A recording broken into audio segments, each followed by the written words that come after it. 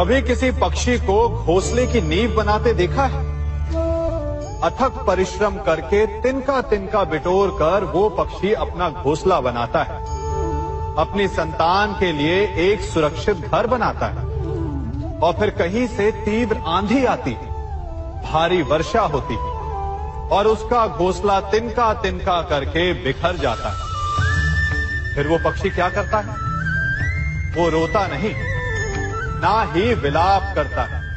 वो बिना विलंब करे फिर से अपना घोंसला बनाना प्रारंभ कर देता है और सफलता पाता है। फिर हम क्यों छोटी छोटी असफलता से भयभीत होकर परिश्रम करना छोड़ देते हैं?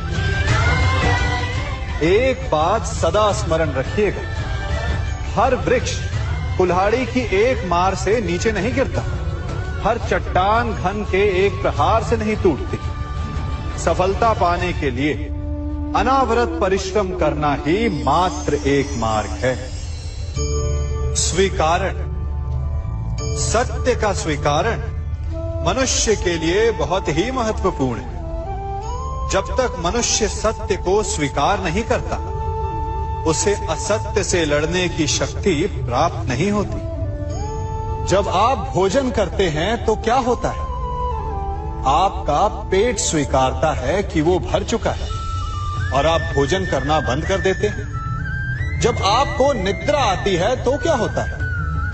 आपका मन स्वीकारता है कि आपका शरीर थक चुका है और उसे विश्राम की आवश्यकता है। उसी प्रकार जब आपको किसी व्यसन को रोकना हो तो आपको स्वीकारना पड़ता है कि बहुत हो चुका, चाहे वो लालच हो या मदिरापान।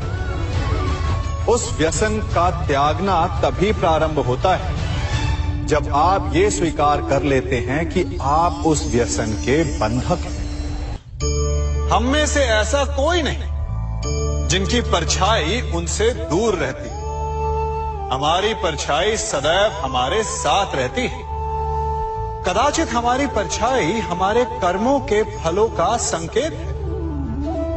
कदाचित इसी कारण कई बार हमें अपनी परछाई से भय भी लगता है, परंतु इस भय से निवारण पाने का एक साधन अवश्य है।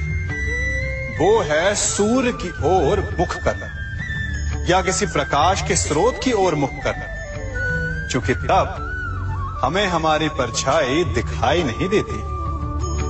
यदि इसे जीवन के संदर्भ में देखें तो ये प्रकाश का स्रोत शुभ कर्मों की चेतना है।